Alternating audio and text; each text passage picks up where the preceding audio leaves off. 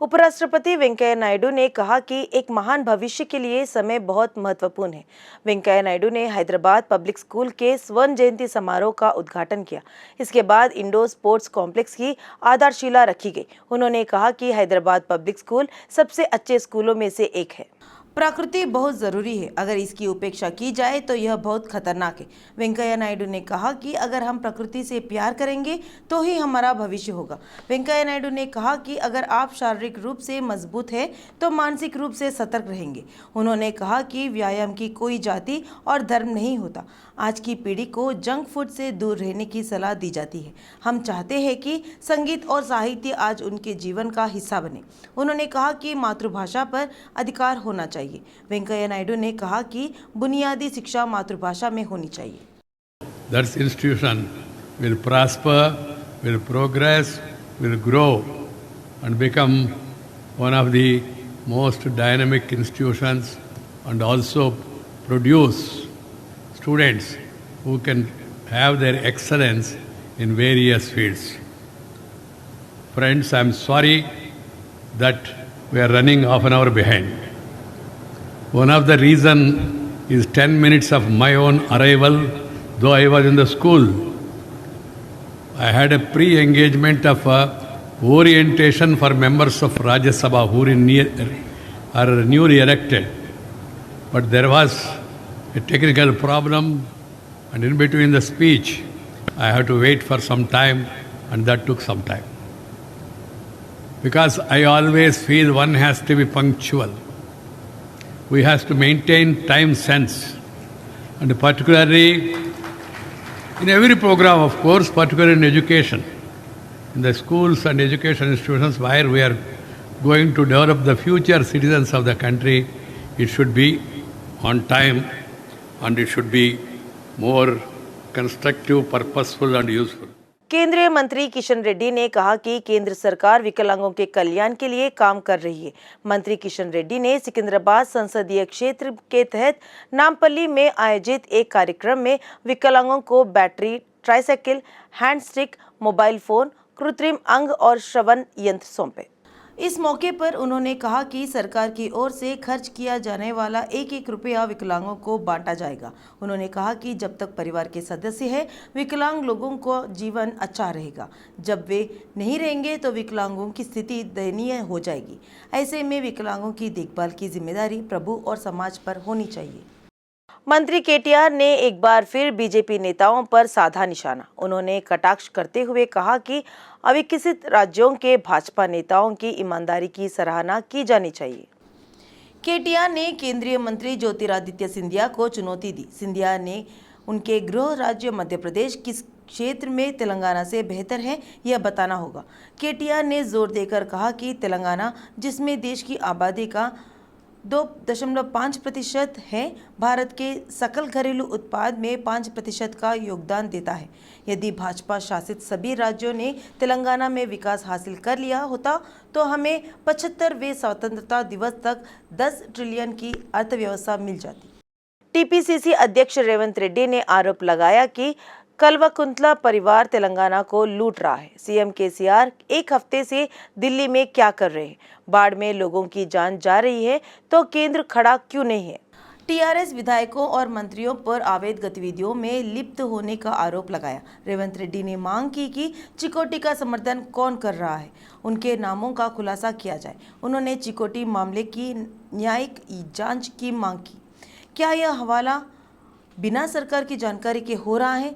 उसने पूछा। उन्होंने कहा कि भाजपा नेता बंडी संजय को तेलंगाना में पद यात्रा करने का कोई अधिकार नहीं है। उन्होंने कहा कि पहले यह कांग्रेस का गढ़ था। रेवंत रेड्डी ने कहा कि पार्टी के नेता विधायक राजगोपाल रेड्डी से बात कर रहे हैं। भाजपा नेता बंडी संजय ने कहा कि आलाकमान तय करेगा कि कौन कहां से चुनाव लड़ेगा। यह घोषणा की गई कि भाजपा में निर्वाचन क्षेत्र चुनने की कोई परंपरा नहीं है। उन्होंने कहा कि टीआरएस चाहती है कि उपचुनाव आए और कांग्रेस उपचुनाव नहीं चाहती है। उन्होंने कहा कि भाजपा उपचुनाव पर लोगों की राय के लिए प्रतिबद्ध है। उन्होंने भविष्यवाणी की कि अगले चुनाव में टीआरएस 15 विधानसभा सीटों तक सीमित रहेगी। उन्होंने आरोप लगाया कि कैसीनो समेत तमाम अवैध गतिविधियों में टीआरएस विधायक मौजूदा है। उन्होंने कहा कि कालेश्वरम परियोजना की खामियों को लेकर विवेक के नेतृत्व में एक टीम जल्द ही दिल्ली जाएगी। उन्होंने कहा कि वह केंद्रीय जल ऊर्जा मंत्री से कालेश्वरम भ्रष्टाचार के खिलाफ शिकायत दर्ज कराएंगे। बाढ़ से लोगों को परेशानी हो रही है। बंडी संजय ने कहा कि केंद्रीय गृह मंत्री अमित शाह की नजर अब पुराने शहर पर है। कांग्रेस सीएलपी नेता भट्टी विक्रमार्क ने आरोप लगाया कि कालेश्वरम से 1 एकड़ में भी पानी नहीं मिला। उन्होंने कहा कि केसीआर ने राज्य की 8 साल की पूरी कमाई कालेश्वरम में डाल दी है। कालेश्वरम में किसी काम का नहीं है। केसीआर जिन्होंने कहा था कि वह कालेश्वरम में के जरिए करोड़ों एकड़ में पानी देंगे, कम से कम 1 एकड़ में पानी नहीं दिया।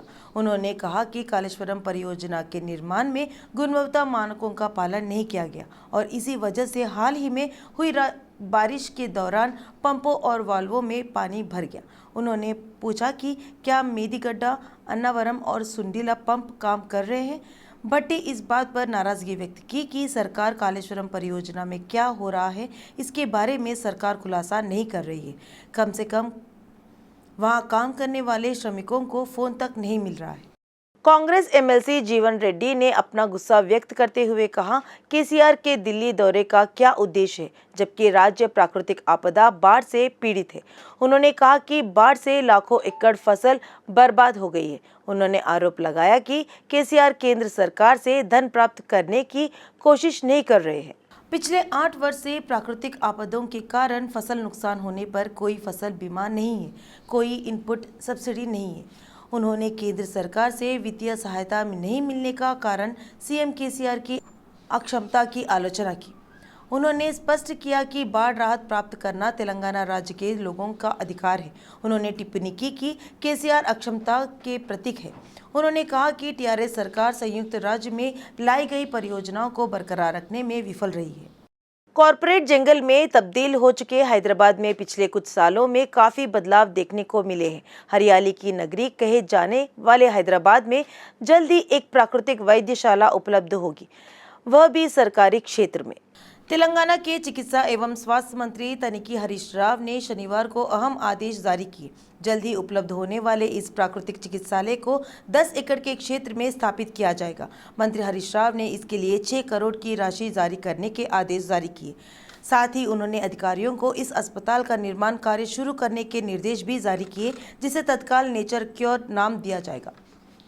सीएस सोमेश कुमार ने शनिवार को वरिष्ठ सरकारी अधिकारियों के साथ इंडिपेंडेंस इंडिया डायमंड फेस्टिवल के आयोजन की समीक्षा की।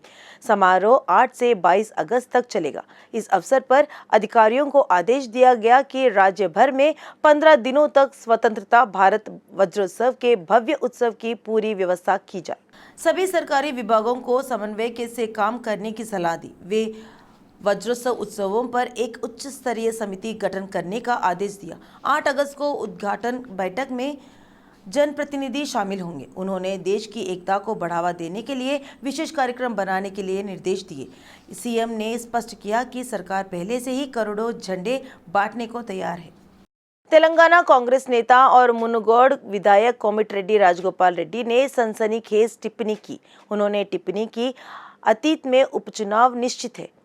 उन्होंने वरिष्ठ नेता उत्तम कुमार रेड्डी और पार्टी एआईसीसी सचिव वंशी चंद रेड्डी से मुलाकात के बाद मीडिया से बात की। उपचुनाव पर तेलंगाना में व्यापक चर्चा है। उपचुनाव का फैसला तेलंगाना में बदलाव की शुरुआत होना चाहिए। उस उपचुनाव से तेलंगाना में निश्चित तौर पर बदलाव होगा। कोमटिरेड्डी राजगोपाल रेड्डी ने टिप्पणी की कि मैं केसीआर के खिलाफ नेक जंग लड़ रहा हूं। मैं 15 दिनों में निर्णय लूंगा। पूर्व सांसद मल्लू रवि ने आरोप लगाया कि यह दलित बंधु नहीं है, यह टीआरएस का बंधु है। दलितों को 10 लाख रुपए के बजाय 2 लाख रुपए दिए जा रहे हैं। दलित बंधु के माध्यम से जहां दलितों को बेहतर होना चाहिए, वहां टीआरएस की बेहतरी हो रही है। दलित बंधु सिर्फ टीआरएस के मंत्रियों और विधायकों के रिश्तेदारों के पास आ रहे हैं। दलितों को 3 एकड़ जमीन नहीं दी गई। उन्होंने गांधी भवन में आयोजित एक मीडिया सम्मेलन में यह बात कही। उन्होंने याद दिलाया कि विधायक मुत्ती रेड्डी खुले तौर पर कह रहे थे कि वे दलित बंधु को तभी देंगे जब वह टीआरएस को वोट देंगे। उन्होंने कहा कि भारत में सभी जाति और धर्म के लोग एक साथ रह रहे हैं और इसका कारण कांग्रेस पार्टी है। राज्य के खेल मंत्री श्रीनिवास गौड़ ने कहा कि टीआरएस सरकार में खेलों को उच्च प्राथमिकता दी जा रही है। मंत्री ने कहा कि सीएम केसीआर खेलों को भरपूर प्रोत्साहन दे रहे हैं। मंत्री श्रीनिवास गौड़ ने एलबी स्टेडियम में राज्य के पहले क्रॉस ब्रू शूटिंग खेलों का उद्घाटन किया। इसी क्रम में उन्होंने खेल के लिए लोगों क्रॉस बो शूटिंग गन का उद्घाटन किया। इस मौके पर उन्होंने कहा कि केसीआर के प्रोत्साहन से कई खिलाड़ी राष्ट्रीय और अंतर्राष्ट्रीय स्तर पर उत्कृष्ट प्रदर्शन कर रहे हैं। मंत्री ने कहा कि वह स्पोर्ट्सकारों को आर्थिक मदद दे रहे हैं। इसी क्रम में अंतर्राष्ट्रीय स्तर पर प्रतियोगिताओं में पदक जीतने वाले निकहत जरीन और ईशा सिंह को पुरस्कार दिया गया। मंत्री किशन रेड्डी ने मुख्यमंत्री केसीआर को पत्र लिखा है। पत्र में राज्य में 3 नए हवाई अड्डों की स्थापना का उल्लेख है। इस मौके पर केंद्रीय मंत्री ने केंद्रीय उड्डयन मंत्री ज्योतिरादित्य सिंधिया द्वारा लिखे गए पत्र को याद किया। केंद्र वरंगल, आदिलाबाद और जकरनपल्ली में हवाई अड्डे स्थापित करने के लिए तैयार है। अफसोस की बात है कि सिंधिया का पत्र लिखने के बावजूद नियामकीय मंजूरी जैसे बुनियादी मुद्दों पर कोई प्रगति नहीं हुई है, जिसकी अभी भी जरूरत है। वरंगल एयरपोर्ट के लिए एयरपोर्ट अथॉरिटी ऑफ इंडिया के पास 788 एकड़ जमीन है। हवाई अड्डे वर्तमान में गैर परिचालन है। उन्होंने अनुरोध किया कि इसकी तत्काल मरम्मत कर निजी विमानों के आने वाली बाधाओं को दूर किया जाएगा। एनएसयूआई के अध्यक्ष बालामुरी वेंकट ने घोषणा की है कि जिन अधिकारियों ने कहा कि जेलर परीक्षा में संचालन में गलती हुई थी, वे परीक्षा रद्द करने की घोषणा करने के लिए 1 सप्ताह का समय दे रहे हैं। उन्होंने स्पष्ट किया कि जेलर परीक्षा रद्द करने की घोषणा करना अधिकारियों की जिम्मेदारी है। गांधी भवन के मंच पर सरकार को आगाह किया गया। जेलर परीक्षा पर निर्णय लेने की अंतिम तिथि 1 सप्ताह है। जेलर परीक्षा रद्द कर नई तिथियों की घोषणा की जाए। उन्होंने कहा कि अगर जेलर की परीक्षा रद्द नहीं की गई तो बड़े पैमाने पर आंदोलन किया जाएगा। डायल 100 को हैदराबाद सीपी आनंद के नाम कॉल आया। विवरण मांगने से पहले फोन कट गया। इससे पहले पुलिस चिंतित हो गई। तुरंत डायल 100 के कर्मचारियों ने जुबली हिल्स पुलिस को सूचना दी। सूचना मिलने पर पुलिस उस इलाके में गई जहां सीवी आनंद रहते हैं। वहां आतिशबाजी की आवाज सुनाई पड़ी। पुलिस ने पुष्टि की कि यह सीपी था जिसने कॉल किया था। पुलिस आतिशबाजी करने वालों के खिलाफ कार्रवाई की गई थी। शुक्रवार की रात हुई इस घटना ने जुबली हिल्स पुलिस में हड़कंप मचा दिया। जब त्योहार आते हैं तो पूजा के लिए फूलों का ज्यादा इस्तेमाल होता है, इसलिए फूलों की पूरी मांग है और कीमतें बढ़ जाती है। वर्तमान में फूलों का आयात बेंगलुरु, तमिलनाडु और आंध्र प्रदेश से गुड्डीमलकापुर बाजार में किया जा रहा है। सावन के आगमन के साथ ही फूलों के बाजारों में भीड़ उमड़ पड़ी है। सफ़ेद गुलदाउदी, गुलाब और गुलदस्ते के फूल बेंगलोर से हैदराबाद शहर के बाजार में आ रहे हैं। एपी से फूलों का आयात किया जा रहा है। गुड्डीमलकापुर बाजार में गेंद, चामंती और लिली के फूल आ रहे हैं। कल तक टाइगर रोज, सेंट रोज, कलर रोज के फूलों की कीमत 30 रुपये तक थी। अब इसकी कीमत बढ़कर 60 से 80 रुपये तक जा पहुंची है। प्रवर्तन निदेशालय के अधिकारी हैदराबाद शहर में सिलसिलेवार छापेमारी कर रहे हैं। तारनाका में रेलवे ठेकेदार एजाज फारूक के घर की तलाशी ली जा रही है। रेलवे में फर्जी बिल से 100 करोड़ रुपए की ठगी करने के आरोपों की जांच की जा रही है। ठेकेदार फारूक और एक इंजीनियरिंग कंपनी चलाते हैं। बताया गया है कि ईडी अधिकारियों द्वारा निरीक्षण के दौरान महत्वपूर्ण दस्तावेज और लैपटॉप जब्त किए हैं। देर रात तक तलाश जारी रहने की संभावना है। खबर है कि ईडी के अधिकारी रेलवे ठेकेदार एजाज फारूक को फर्जी बिल के भुगतान में सहयोग करने वाले रेलवे अधिकारियों से भी पूछताछ कर रहे हैं। इस मामले में कोई अधिकारी बात नहीं कर रहा है। पूरी जानकारी अभी नहीं मिल पाई है। दक्षिण मध्य रेलवे ने घोषणा की है कि रखरखाव के मुद्दों के कारण रविवार को 34 एमएमटीएस और आई सेवाएं रद्द कर दी गई है। लिंगमपल्ली फलकनामा मार्ग पर 9 सेवाएं और हैदराबाद लिंगमपल्ली मार्ग पर 9 सेवाएं रद्द कर दी गई है। दक्षिण मध्य रेलवे ने कहा, फलकनामा लिंगमपल्ली मार्ग पर 7 सेवाएं, लिंगमपल्ली फलकनामा मार्ग पर 7 सेवाएं, सिकंदराबाद लिंगमपल्ली मार्ग पर 1 सेवा और लिंगमपल्ली सिकंदराबाद मार्ग पर 1 सेवा रद्द कर दी गई है। हैदराबाद मौसम विज्ञान केंद्र ने आज पूरे राज्य में भारी बारिश की संभावना जताई है। निर्देशक नागरत्न ने बताया कि 22 जिलों में इधर उधर भारी बारिश होगी। हैदराबाद में हल्की से मध्यम बारिश की संभावना है। उन्होंने कहा कि कल भी कुछ स्थानों पर भारी बारिश और कुछ स्थानों पर हल्की से मध्यम बारिश की संभावना है। तेलंगाना में पिछले 24 घंटों में 38,024 कोरोना टेस्ट किए गए हैं और 851 लोग पॉजिटिव पाए गए। 570 और के परिणाम अभी घोषित नहीं किए गए हैं। हैदराबाद में सबसे ज्यादा 327 नए मामले सामने आए हैं। रंगारेड्डी जिले में 65 और मेड्चल मल्काजगिरी जिले में 61 मामले सामने आए हैं। वहीं 652 लोग कोरोना से ठीक हो चुके हैं। कोई नई मौत नहीं हुई है। तेलंगाना में अब तक 8,19,181 लोग कोरोना की चपेट में आ चुके हैं, जिनमें से 8,09,661 लोग ठीक हो चुके हैं।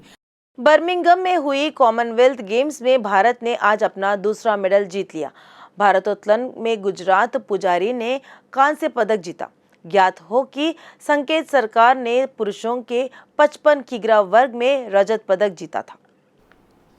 हाल ही में गुरुराज ने पुरुषों के 61 किग्रा वर्ग के फाइनल में 269 किग्रा भार उठाया और तीसरे स्थान पर रहे। उन्होंने स्नैच में 118 किग्रा और जर्क में 151 किग्रा वजन उठाया। गुरुराज ने पिछले राष्ट्रमंडल खेलों में भी पदक जीता है। राष्ट्रपति द्रौपदी मुर्मू और प्रधानमंत्री नरेंद्र मोदी ने बर्मिंघम में भारतीय के प्रदर्शन पर खुशी व्यक्त की। पदक विजेताओं को बधाई दी। అసలు వర్డే అర్థం కావట్లేదు. ఇచ్చేసేస్తావా? सफल शनिवार रहा है अब तक, लेकिन आज 2 और वेट लिफ्टिंग मेडल्स की संभावना। विद्यारानी देवी और मीराबाई चानू के इवेंट बाकी है और मेडल सेरेमनी किसी भी वक्त शुरुआत हो सकती है।